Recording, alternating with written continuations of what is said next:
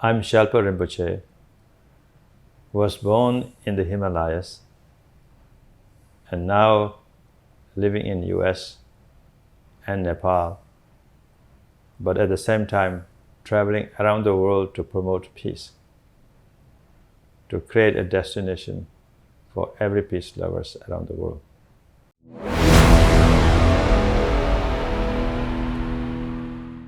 We are genuinely, deeply honored and privileged to have His Eminence Rinpoche with us today. I do lots of things in my life. I have interviewed queens, I have interviewed presidents and so on, but it is a unique privilege to connect with a man who is spiritual, to connect with a man, with a person who is looking for peace, to connect with a man and be part of the voices of the future. His voice of peace, humanity, love, compassion, empathy is the voice of the future that we would like to project. So it is a real honor to speak to His Eminence. Thank you, sir. It's so kind of you. Thank you for coming. Thank you for joining us here today. Thank you. Your Eminence, the world is going through a lot of turmoil, and your message on peace resonates beautifully. It connects with my heart almost immediately. What started you on this journey of peace? Well, I was traveling all over the United States, and I was traveling all over the world and giving some teachings and leading some seminars and retreats. And as I was trying to help everyone on this spiritual journey, I realized that everyone is struggling, no matter who he or she is. And there is no one I found who is not interested in freeing themselves from suffering. And I can feel myself, tears in my eyes, because that compassion that I felt, and I realized that we are all same on the journey of life. We are all struggling. And for this, I suppose for thousands of years, human beings have suffered, and all sentient beings have gone through so much pain and suffering. And for that, many religious leaders have tried to lead and tried to help and did great things in all different parts of the world. You can see today from the relics such as Jerusalem and Bethlehem, Mecca and Medina, Ram Janam Bhoomi for Hindus, Bodh Gaya for Buddhists, Golden Temple for Sikh. However, today in this 21st century, millennials and Gen Z are not necessarily interested in following that traditional way that their parents and grandparents have very and earnestly followed. But at the same time, these religious ways are not necessarily now a most inclusive place either. So on that note, I realized that we need to find a common place where every human beings, whether they are religious believers or not believing in any dogma or philosophy or religion, must have possibility to find peace, because peace is everyone's birthright. Therefore, I realized that we have to make sure peace is everyone's responsibility as well. And for that, I have a vision, and to create a peace destination where we can inspire everyone to make peace priority in their lives, so that each and every human beings are able to live unconditionally in such a way that they find real reason to celebrate life. So that is the why I have this vision today, to establish the universal peace destination, as well as create this peace movement to make peace more fashionable than war.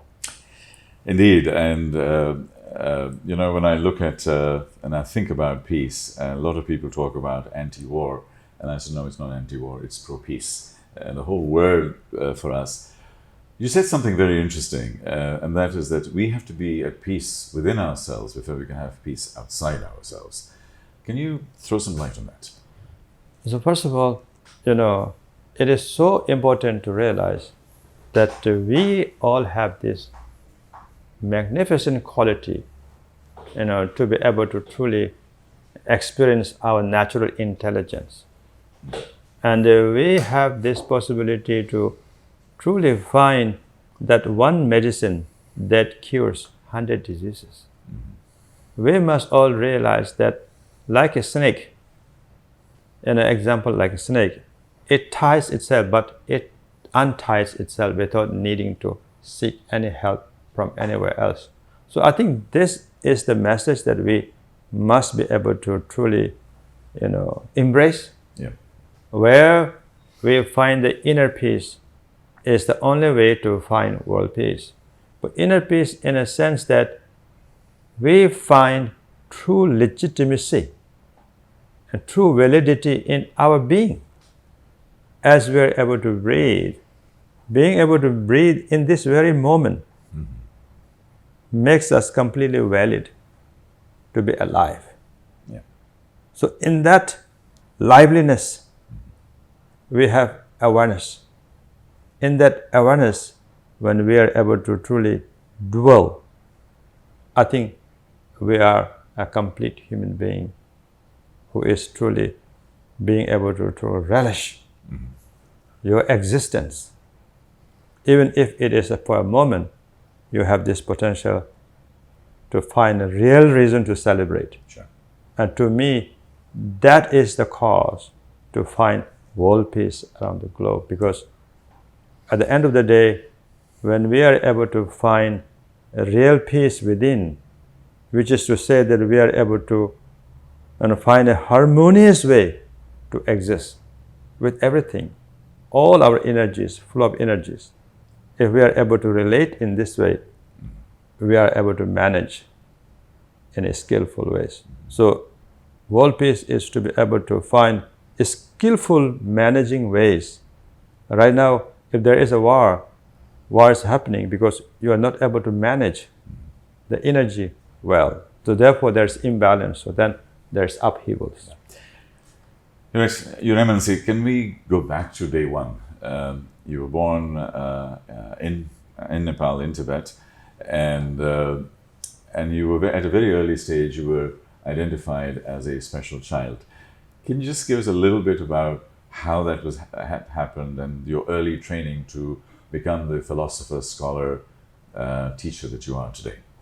Well, my grandfather and my grandmother used to tell me that I exhibited something very special as a child, and they used to tell me that when they brought me to the temple, and as I reached the gate entrance of the temple, I have folded my hand together like this way to honor and respect, to divine energy there. And like that, and they said many other, magical, miracle, experiences they felt. So maybe they love me, too much. I don't know what it is. So, and after that, when I was age of 4, they recognized me as a holy child and reincarnation of great master from Shyalpa. And then, of course, I was trained, and because of that, in this tradition, where I studied our ritual practices, where I studied our sadhanas, where we had to meditate for a very long period of time, where we have to learn philosophy. So I was born with a silver spoon in mouth, so to speak, in a spiritual tradition. So I was very fortunate from very young age, trained in this ancient wisdom tradition. And today I feel that I'm very fortunate, and there's nothing that is more profound to associate with than this lineage. So in that sense, I really remember the kindness of all my teachers. And the first teachers were my grandparents and my parents, to all the great masters, to my root teacher, as a way to express my gratitude, to repay the kindness. I feel that it's very important for me to serve humanity in whatever capacity I'm capable of, So this is the reason why I'm here today, even with you. It's an absolute privilege, and I will be one of your evangelists in supporting this whole peace movement in every way I possibly can, and that's my personal pledge. You mentioned about ancient wisdom, and that you are privileged to have ancient wisdom versus the new wisdom of the day-to-day life that we see, the running around, the modern civilizations built around money and power and corruption and all of that. How do you balance that, and how do you bring ancient wisdom into the modern, and to help the modern wisdom or modern living styles, to the living culture, to grow and develop in some way? Well, ancient wisdom that I sort of had an opportunity to associate and learn from has a means to become very sophisticated in enjoying what the modern success from technology and development that we see today. So, as far as I'm concerned, all this success, modern development, and that we have achieved so far is a great achievement, and there's no doubt about it. However, there isn't any means right now to truly relish our success without creating consequences for us to endure after having indulged in these things. So this is where it comes to me in my mind that, okay, ancient wisdom is one that is able to really so lead us in finding the essence of our life. And as we are finding the essence of our life, we have all these tools and technologies and developments to enhance that possibility. So this is very valid today. Yeah. So, and these resources are not available out there in the market. What you have out there in the market are really for spiritual materialists, which really doesn't serve really very well. So I think we have responsibility to bring this most authentic ancient wisdom to truly make it available in modern society, where people are able to tap into these resources, right, and to live their life better. Wonderfully said, and it brings me really forward to something that's happening in the last few months, which is ChatGPT and the artificial intelligence revolution that is happening, which is creating not wisdom, but a whole box of knowledge that can be tapped into very, very easily. So knowledge will be easy, wisdom will be hard. And what are your thoughts on all of these AI tools coming in, and how do you think it's going to impact humanity? And as I said to other new age and the modern leaders who are trying to help people, same way AI and this modern developments of technology should be seen as stepping stone towards truly being able to actualize the essence of your being. So we should not portray this as the ultimate answer. As long as we realize this is only a stepping stone, I think we can tweak this very nicely. As we are able to tweak it, I think there is a possibility that AI or all these developments can be used properly and to serve humanity, but not necessarily this AI is going to bring enlightenment. I totally agree. I don't think AI, for me, AI, if not properly managed with ethics and morality, will actually be extremely dangerous. Right. One of the phrases that I use in my presentation is that the more technological the world becomes, the more human we need to be. And therefore, love and harmony and compassion and connection, intuition, heart, soul, spirit, judgment, common sense, all of these things go up as technology grows. And a lot of the ancient teachings helps us to tap into that human aspect, which is our future. Our future is technology, like you said, is a tool, but our humanity is our secret. Right. So that humanity is based on unconditional nature. this technology and these modern developments are not based on unconditional nature, only based on conditional needs, conditional desires. So it's very important to realize that ultimately, we as the human beings does have potential to be able to truly realize our unconditional nature in such a way that we are able to live in the moment with the awareness of nowness in such a complete way where we do not feel needs to compromise whatsoever. That is to truly find unconditional way to live, unconditional way to celebrate. So unconditional way is the only way to create a lasting peace in the world, a lasting peace within. So, this is the message we need to bring. And all the technology development must be based on the foundation of unconditional love. We went through a pandemic, COVID-19, and that was a virus. My view is that there was a pandemic during that time of loneliness. There was a pandemic of fear.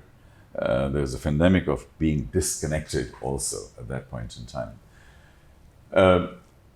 May I ask you a few questions around that kind of mental health issues, mindfulness issues and stuff? What do we need to do today to be able to have that kind of peace and harmony in our lives? Because I know you've touched on that, but is there some advice specifically that we need to deal with on a day-to-day basis? Yes, absolutely, because at the COVID-19 pandemic time, everybody was able to connect to themselves by realizing that life is truly precious. There is a sense of the preciousness of human life, and by everyone, very big, grown-up people to very small, children, and who are, just, coming on this earth.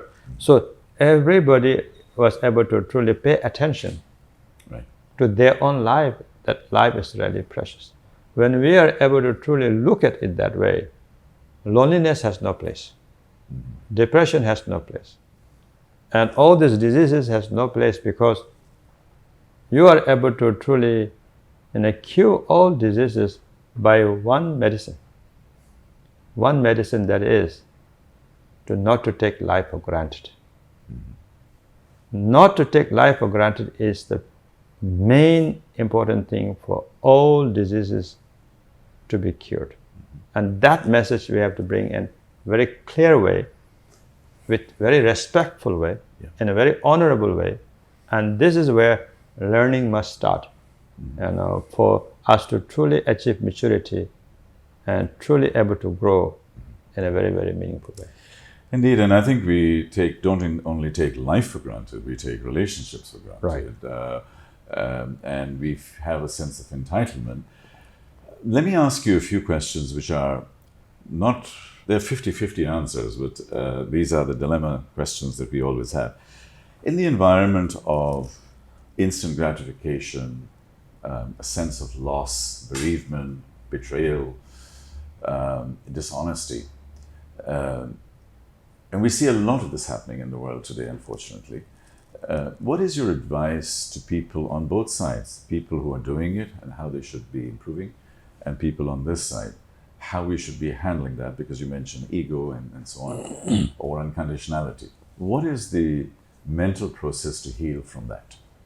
But the main important thing I feel is that everybody must try to be truly independent, truly find freedom, where you are not needing to seek any validation from anywhere else outside, when you are able to find yourself truly valid as you are.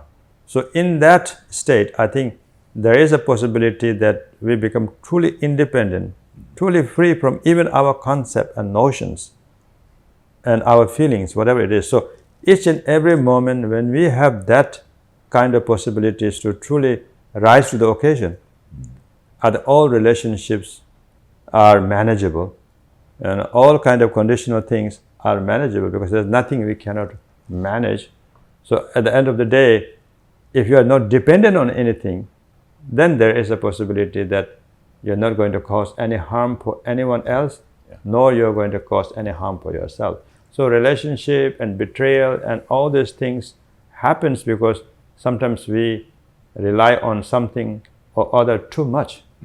Because that's what you don't respect yourself, you don't honor yourself. You give your power to, your thoughts, concepts, emotions, or feelings, or to other people. So then, of course, then you are not independent. Therefore, easily can be robbed your precious human life.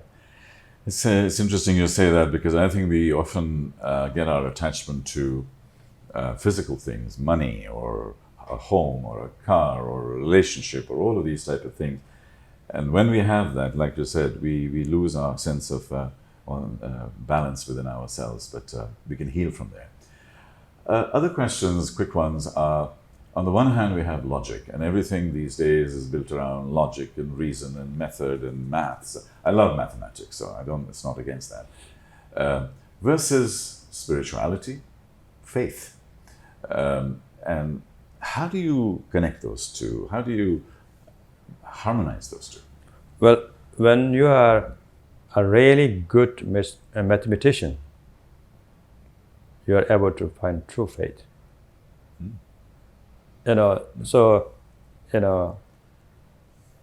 Mediocrity breeds contempt.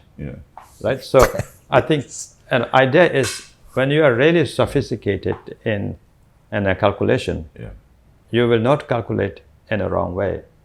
So for that person, a return in investment, if you speak about it, will know it's a sure thing to have profit from whatever way you are investing in.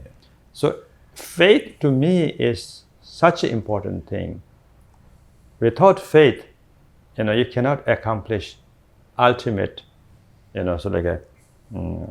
meaning of life, and cannot find the ultimate meaning of life. Because to me, faith is to have real trust in your being.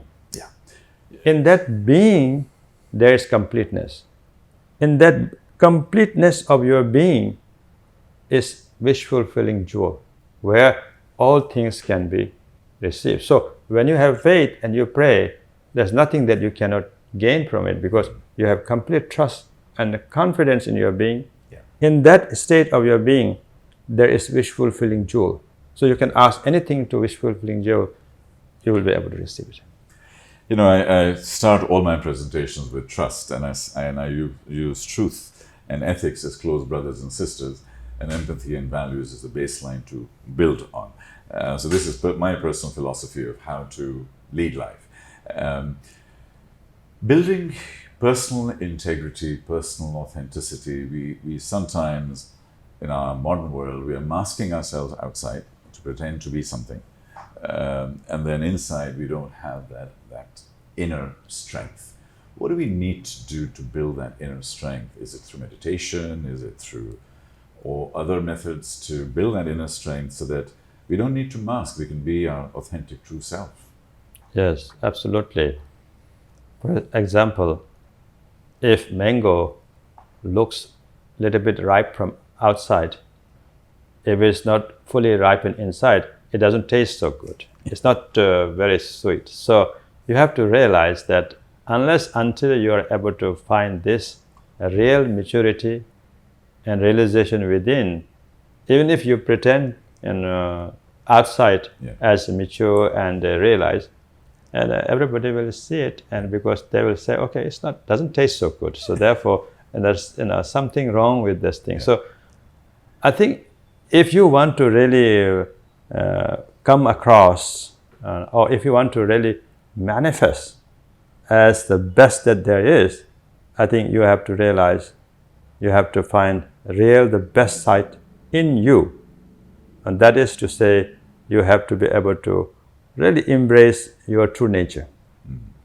When you are able to embrace your true nature, you will exude confidence, you will exude love and compassion, you will be able to experience humility in such a way, whichever way you walk, whichever way you talk, whichever way you appear, it seems very natural and very sophisticated, very stylish. Yeah. So this is why I'm saying this mantra, make peace more fashionable than war. So just don't talk about peace and anything else. Make it fashionable. Like if you are wearing a very fashionable clothes, Yeah. and it is like a skin to your body. That's right. There's no need to feel that, okay, I'm wearing very this clothes or that design, but you feel so comfortable that as you walk and on ramp or wherever you're walking, so you feel completely confident and everybody appreciate the beauty of it. Yeah. You're absolutely right. I mean, peace needs to be cool. Cool. As long, oops, sorry. Sorry. As long as we can make peace cool, then we're absolutely fine. A couple of quick questions. You're a teacher. You're teaching a lot of young people all over the world. What's the most complicated and difficult question young people have asked you? Well, most difficult question is always, they're asking me how they can achieve this, how they can achieve that. And that is difficult for me because instead of asking how out there, it's very important to try to figure it out yourself first. And I realized that all answer must be received by yourself trying, and yourself challenging, yourself trying to figure it out. Instead, everybody asks, how should you do it? How? Of course, I tell them how, and this, because then after I tell them, whether they are able to truly understand or not is questionable. So it's because when they ask me how is a big problem. Because one of our modern diseases is instant gratification. Yes. And we need it now. We need our injection. We need our whatever we need. We Right. need now. Right. Through social media, access to everything has become easy. So how do we manage that instant gratification? What do we need to do to take ourselves away from the addiction? Because I call Facebook and TikTok and Instagram manipulation engines and addiction engines. That's what they're doing to our young people's minds. Weakens everyone's ability. Yeah. So what do we do? I'm about to ask you a how question. Where should we go from here? How should we be thinking and changing the world? Because this is going to impact peace. This is going to impact our movement.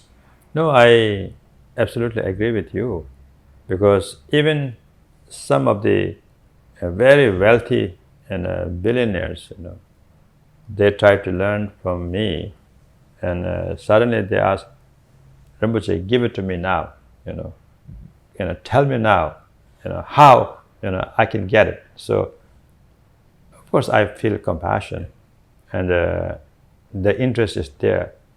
But it's not like that. A spiritual journey is not like that. A spiritual journey is for lifelong.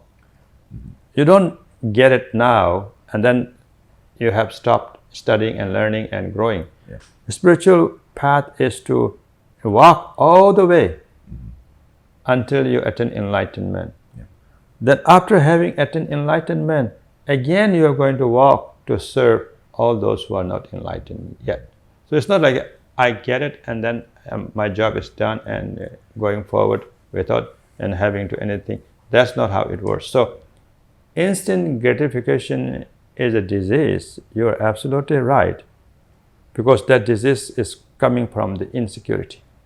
So here we need to provide the confidence, and we need to provide ways to bring confidence in our lives.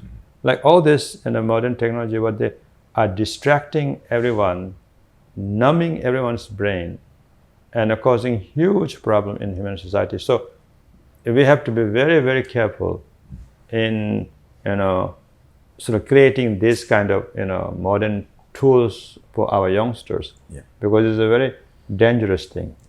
You're a regular attendee at the World Economic Forum, and you mentioned the billionaires. My strong concern is that we have 100 billionaires and we have everybody else. And the difference between the haves and the have-nots is becoming wider and wider and wider. And these billionaires have so much money and therefore so much influence and then so much power that they can influence everything. Peace or war, they can influence countries, they can influence elections, they can influence everything. How do we get a socially conscious, balanced world, because they're not going to let go of their money. They earned it, and they're going to fight it all the way. Right. What do we need? What do we need to do to break this down? Because it wasn't there 50, 100 years ago. It's a very new phenomena to have this complete distance. Right. I have a secret to share with all these billionaires, because to be able to find real contentment and feel the richness is to free yourself from all your weaknesses. And yes, there is a big gap, but now I have ways to really lead these wonderful people, who are very good at earning all this huge amount of money, to truly direct their energy and their wealth to benefit themselves in the most meaningful way. Mm-hmm. So, which is to say that as they are able to accomplish in achieving these things, now I have ways to share with them to how to enjoy their success. Mm-hmm. So right now, problem is, and even these really wealthy beings, and they are not equipped mm-hmm. in relishing all their success and all their achievements. So this is where, and I have something to share mm-hmm. as I'm trying to relate to everyone, and that will turn around. Yeah. So they will become generous, and they will become great philanthropists, and they will work for charity, because I have complete trust and confidence in our natural intelligence. And these people do not have less intelligence, they have more intelligence because of the way they have shown in their own field. Mm-hmm. So now I think we need to really get very close to each other. We become very good friends. Let's take the journey of life together mm-hmm. and see how we can involve in a living legacy. Yeah. I was speaking at a conference yesterday on sustainability, and I sort of said, we can talk about sustainability, but until sustainability is more profitable than the dirty business that we do, right. It will not succeed. Similarly, what I'm saying is, rather than looking for the generosity right. Of the billionaires and so on, because then that becomes an ego play and all of this nonsense, how about we readjust them and sort of say the amazing natural talent that you have, and let peace, let harmony become more profitable right. than the bad things that they're doing. I think maybe that's the journey, that it needs to be more profitable. And if they're making money and helping people, right. why not? This is a great place to be. Right. That's why I say living legacy. So as they live, yeah. they involve in a legacy by contributing towards a monumental task. Because these movers and shakers are interested in monumental tasks. Yeah.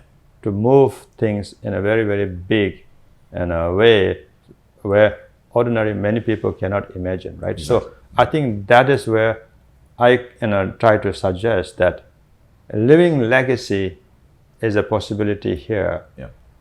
Of course, by involving in universal peace destination is one. Yeah. But as you involve in universal peace destination, everything that you are doing, we will be able to truly learn how to make this as a living legacy, where while you are alive, mm-hmm. you make sure you are fully alive. You make sure you are fully enjoying. Living fully is my advice to everyone, and also that is my book as well. Which I was literally just about to come to. It's just a great segue. But one final comment, and you mentioned the World Economic Forum is one side of the coin, because right. they have the money, the political influence and so on. The other side of the coin is your peace environment, your yes. peace forum. So you need this double-sided coin, a balance on both sides. And that's part of your message, isn't it? Right. World Economic Forum and World Peace Forum are two sides of one coin. I see. And so I think these two must complement each other. They should not be looking down on each other, because that doesn't work at all. So, and while I was in Davos, there was lots of complaints that locals are not really benefiting from World Economic Forum, and so they are, it's like almost going to demonstrate or something like that. And I was saying, no, not to demonstrate. That's not how it works. I think we need to communicate genuinely, where we must realize that this World Economic Forum and World Peace Forum are the two sides of one coin, which means local will benefit as much as people who are coming outside of Davos will benefit. So I think there has to be this kind of real understanding to create a win-win situation. So peace, when I talk about the peace, peace is to truly achieve freedom, to live your life without any constraints. So I think there's no one who doesn't want to live your life without any constraints. Sure. So everybody wants to live freely. Everybody wants to enjoy whatever gratification there is. They would like to have all the gratification there is. Sure. However, once you have received all these gratifications, how you do not have hangovers from this. So this is the where we need to really communicate so that people are able to enjoy it.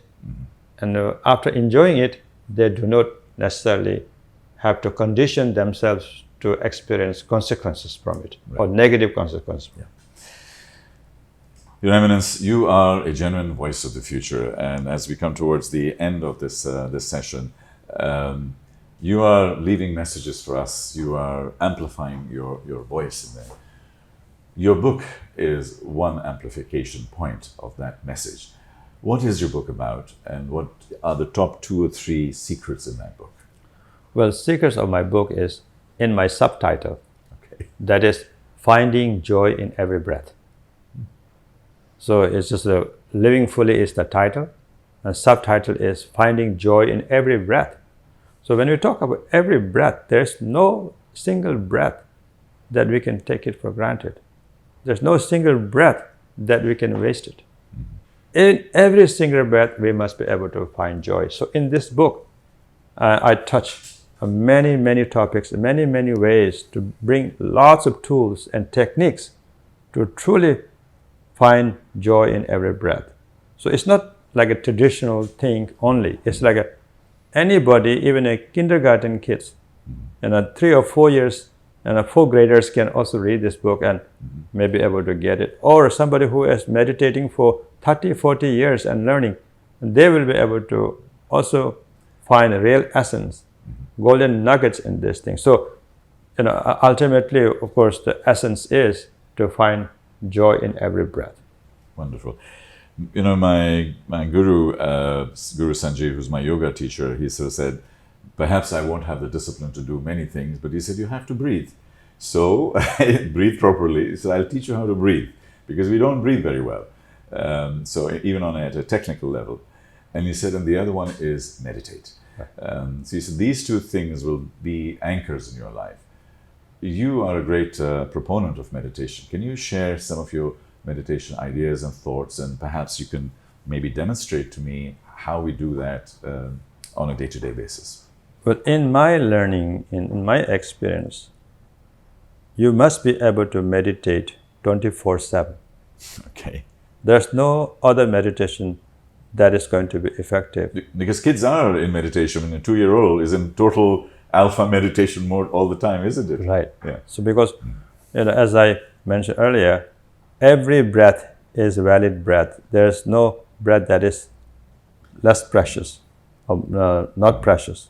So in that sense, meditation must be 24/7, which is to say that to meditate is to live life. To meditate is to find your natural way is the harmonious way, where when you are meditating, you do not feel any need to just take 1 hour, relax, and then rest of the hours you're going to work towards something. Rather, you find passion in your being in such a way that you do not have any distractions. So no distraction is meditation. Non-distraction is ultimate meditation. So non-distraction is possible when we have this awareness of nowness. In this state, and there is a real dynamic quality to accomplish everything spontaneously and effortlessly. With this effort, and we have possibility to achieve in this very lifetime a rainbow body where you are free from birth and death, we are free from fear and expectations. So I think these are the things that we can achieve when we are able to really feel deep within, when we are able to have experience of equanimity.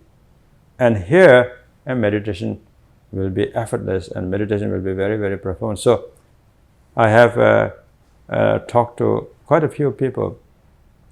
Some are very, very influential people, and they said, Rinpoche, I had a very hard time meditating, and I failed many times, attempted many times. And I said, okay, let's try some other way. So then I explained to them, and I brought clarity in their mind. And now they said, okay, that's great. So until now, how come I did not meditate in this way, where I felt like chore to meditate, where I feel like it's so tiring and boring to meditate. Now, or distracted. Distracted, yeah. So now they feel like, okay, meditation is the only way, because there's no time to waste, and every moment is for you to celebrate. We're talking to His Eminence, and we have discussed all sorts of issues about life, about peace, about harmony, about humanity, about all sorts of things, and about his book. And before we end, what we would love to do is to get his core message about the sanctuary, the center that he is making. Your Eminence, this is what you are building. This is your dream. It looks almost like a flower that's budding. What can we do to serve? What can we do to contribute? Because millions of people will watch this. How can we help? Help is the wrong word. Contribute, participate, engage, connect, and really be a part of being part of this peace movement. So this Universal Peace Sanctuary, is not for myself. Okay. This Universal Peace Sanctuary is for everyone. Therefore, first of all, to create world peace is only possible if we all co-create. Therefore, I would like everyone to feel the ownership of this project, everyone to become the stakeholder of this project. A stakeholder of this project can be very easy, like if you breathe for one moment peacefully, by prioritizing peace, you are already a stakeholder of this Universal Peace Sanctuary. So my vision of constructing this physical Universal Peace Sanctuary in Lumbini, Nepal, is just the beginning of what we are trying to construct. Yeah. We are trying to construct 108 peace sanctuaries around the world. Yeah. We are trying to construct digital twin on metaverse for everyone to experience. Now, more than that, what we are trying to construct, what we're trying to build is this peace within. So that the sanctuary within is something that you are able to realize and experience. For this, there are so many ways to participate. We have a beautiful website to explain the purpose and meaning and vision and everything. Is peacesanctuary.org is like our website. So in that I explain in detail. But I rely on everyone's creativity and everyone's maturity, everyone's sophistication, because I think where there is a will, there is a way. Yeah. And everyone is capable of truly realizing the importance of this historic and peace destination. To me, thank you very much for that. To me, a movement is about connecting the dots and connecting the dots of energy. So one of the things is global energy of people. Secondly, energy of thinking, spiritual and intelligence. And I think COVID showed us that when we come together as a group, we can solve the big grand challenges of the world. And I think this thing could be an integral part of that big grand challenge, that we are starting to connect all the dots and harmonize that. Some of the work that we do, both using technology and other things, I would be honored to support and participate in many, many ways. And a lot of the people that I work with, we will do the same. So this is what it is. I'll put as part of the whole presentation exactly what this we do. Your Eminence, to end, anything There are times when I have noise in my head. There are times when I'm running around too much and things like that. Even though at the core I have a big heart, I'm honest, I'm straight, but I have noise. What do I need to do? And I'm not the only one. There are other people like that. What are the next steps that I need to take to bring harmony in my life and to be able to really contribute the good inner energy I have outside all the time? But this is a very good question, and it's very fitting where we are having interview here in this country, United Arab Emirates. How leaders of this country are united in making this beautiful country as a paradise for everyone who wants to come here and live their life in a very successful way. So I think most important for all of us to have that kind of vision, that kind of interest, to bring unity where there is harmonious way to live. Yeah. So for all of us, I think it's very important to unite with the most powerful force, that is to celebrate life. So we all must realize that we have to celebrate life together, and whatever form or fashion doesn't matter. Yeah. As long as we are prioritizing the celebration of life, I think success that we can achieve, and we will find a real purpose. And which I very much enjoy seeing this country, because leaders here are amazing in leading these people. Yeah. And people from all over the world in a very productive ways. So I think that is what I would like to think that will be beneficial for you and everybody else. Your Eminence, a personal question, if I may, and that is because you are so evolved with all of your meditation and education. When you met me, what did you feel? Intuitively, what kind of a person do you feel I am? Well, when I met you, Yeah.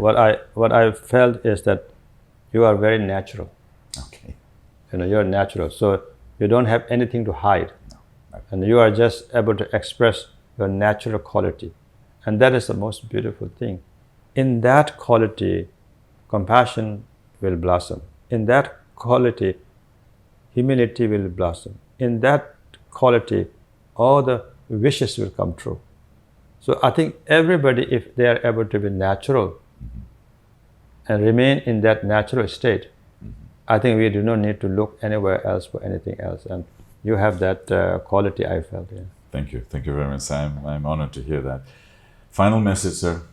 Voice of the future. Perhaps you can look into that camera and tell us that this is the message that will go to millions, to young people, to old people. And imagine it's a little message in a bottle that you put and we find it 5-10 years from now.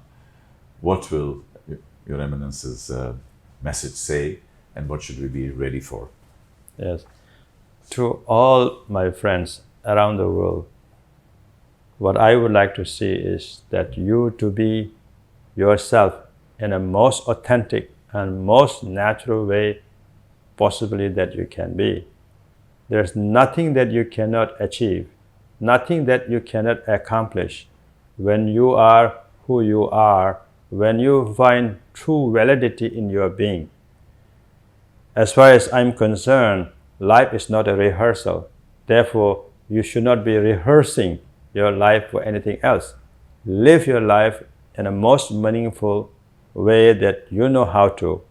Even if it is not perfect in the eyes of some other people, doesn't matter, because your goal is to remain in natural way, to find true purpose, true accomplishment, and that goal will be achieved. There's no one who is without any faults, any weakness. There's no one. But that doesn't mean that you do not have ways to overcome it. You have more ways to overcome it than you know it. Therefore, trust in yourself, be confident, and lead your life without depending on anything. And that is very important wisdom that we all must embrace. Your Eminence, wonderful words. Thank you very much indeed.